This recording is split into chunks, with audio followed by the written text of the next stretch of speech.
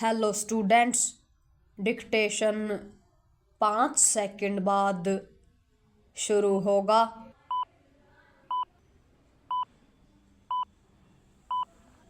Start.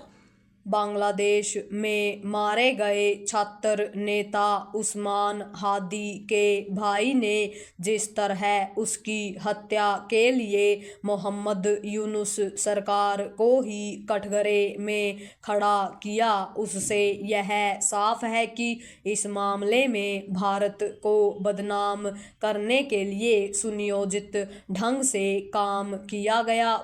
Bangladesh में हादी को गोली मारने वाले के भारत भाग जाने की अफवाह कई दिनों तक चलती रही, लेकिन वहां की सरकार और पुलिस ने इस पर कुछ न कहना ही बेहतर समझा। जब हादी के हत्यारे के भारत में छिपने की अफवाह के बहाने वहां उपद्रव बेलगाम हो गया और मीडिया के साथ साथ हिंदुओं को भी निशाना बनाया जाने लगा, तब जाकर यह स्पष्ट किया गया कि हादी का हत्यारा बांग्लादेश में ही कहीं छिपा है। यह मानने के अच्छे भले कारण हैं कि यह स्पष्टीकरण इसलिए दिया गया क्योंकि भारत विरोध अपनी हदें पार कर गया एवं उसकी चपेट में बांग्लादेश भी आ गया और अंतरिम सरकार की अक्षमता पर सवाल उठ खड़े हुए। बांग्लादेश में भारत विरोधी तत्व हमेशा से रहे हैं, लेकिन शेख हसीना के भारत में शरण लेने के बाद उन्हें खुली छूट दे दी गई।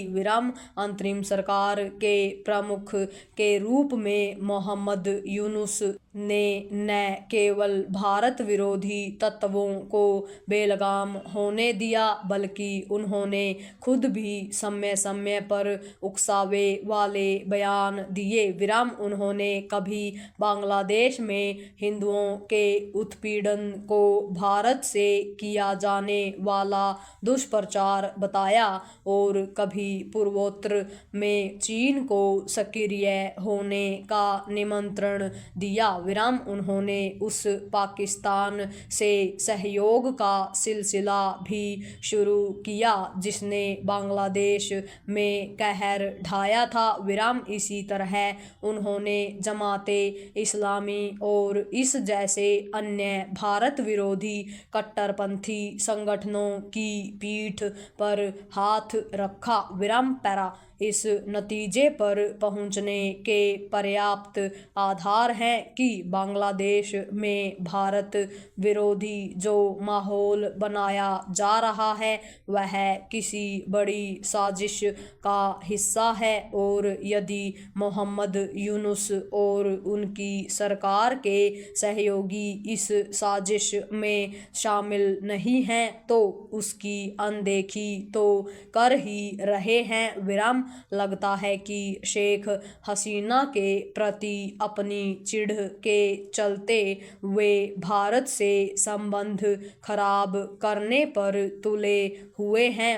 यूनुस नोबेल पुरस्कार विजेता अवश्य हैं, लेकिन भारत को उनके रवैये को लेकर सावधान रहने के साथ ही यह भी देखना होगा कि बांग्लादेश में उसके हितों के खिलाफ जो काम हो रहा है उसमें पाकिस्तान के साथ साथ तुर्की और पश्चिमी देश भी शामिल हैं।